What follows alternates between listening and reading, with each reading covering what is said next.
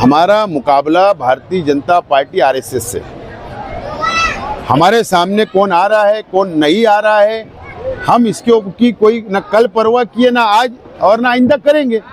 हमारी एक विचार की लड़ाई है, एक सोच की लड़ाई है, ये शहर को बचाने की लड़ाई है। और वो बीजेपी और आरएसएस से हमारा मुकाबला, उनसे मुकाबला करने वाले। आज वार्ड नंबर 17 चारों उम्मीदवारों की इलेक्शनी मीटिंग थी। आज मैंने वार्ड नंबर 17 की आवाम से वोट मांगा हूं, अपील किया हूं कि चारों उम्मीदवार को चुनकर आप लोग दें। इसीलिए आज वार्ड नंबर 17 नुमानी नगर और वार्ड नंबर 16 में आज मैं आया हूँ। और कुछ साहब एक मीटिंग रखी गई थी, उसके अंदर बोला गया कि आपने मोहल्ले वालों से मशवरा नहीं लिया और उम्मीदवार फाइनल कर दिया। कौन से मोहल्ले में मीटिंग रखी गई थी? कहाँ पे? मैंने मोहल्ले वालों से मशवरा नहीं लिया गया। उम्मीदवार जो आपने तय किए मोहल्ले से मशवरा नहीं लिया और उम्मीदवार फाइनल कर दिया। पार्लियामेंट्री बोर्ड हमारी पार्टी का बनता है और हम जिम्मेदारान से मशवरा करते हैं, राय लेते हैं और उसके बाद हम लोग पार्लियामेंट्री बोर्ड ये तय करता है कि किसको टिकट दिया जाए। उन लोगों को टिकट मिला है और मैं ऐसा मानता हूं कि जो यहाँ की आज की पहली इलेक्शनी मीटिंग है, आप लोग खुद इसका, आप लोगों ने इसको शूट किया है, तो ये आप लोग देखकर आप भी अंदाज़ा लगा सकते कि नुमानी नगर की मीटिंग है, कामयाब मीटिंग है। तो आवाम की राय है और आवाम ने फैसला सुना दिया कि हमने जो उम्मीदवार डिक्लेयर किया आवाम उसके साथ है। आवाम से क्या अपील करना चाहिए? आवाम से यही अपील है कि पूरे शहर में सेकुलर फ्रंट के उम्मीदवारों को कामयाब करे।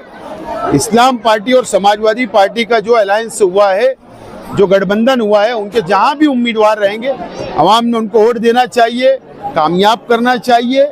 मैंने इससे पहले भी कई मर्तबा ये बात का ऐलान किया हूं कि ये लड़ाई फिरका परस्त ताकतों के खिलाफ है, बीजेपी आरएसएस के खिलाफ हम लड़ रहे हैं। जिस तरीके से मुसलमानों पर अत्याचार, नाइंसाफी बीजेपी आरएसएस कर रही है, उनका मुकाबला ये शहर ने देखा है कि हम लोग करते आ रहे हैं। दोनों पार्टियों के जिम्मेदारान और जो एसआईआर वगैरह आने वाला है, जो काले कानून हुकूमत लाने वाली है, उसका मुकाबला हम कर सकते हैं।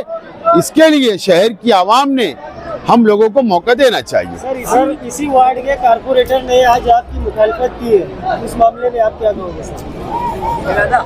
ऐसा है कि मैं भी एक वक्त था कि कारपोरेटर था, मैं भी एक वक्त था मेयर था, एक वक्त कारपोरेटरशिप छोड़ना पड़ी।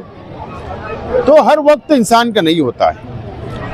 पार्टी का फैसला, पार्टी के उसूल, आवाम की रुझान क्या है, कल मेरे खिलाफ भी रुझान आएगा तो हो सकता है कि मेरी जगह कोई दूसरा एमएलए बन जावे या उम्मीदवार बन जावे एमएलए का।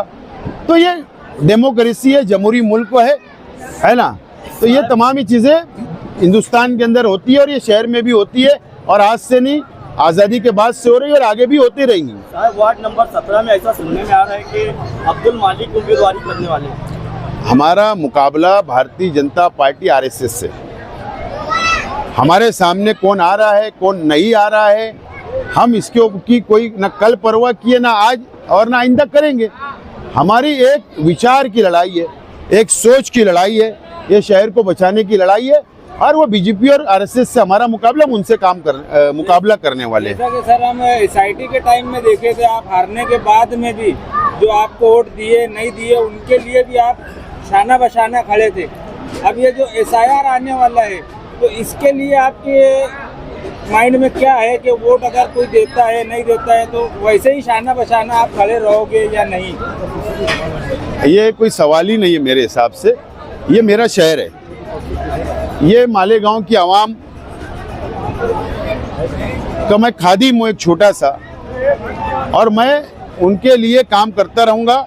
वोट देना नहीं देना ये इलेक्शन के वक्त सोचा जाता, लेकिन जब मुसीबत आती तो हम लोगों को हर इंसान के लिए खड़ा रहना है और शहर के लिए हम खड़ा रहने वाले लोग हैं।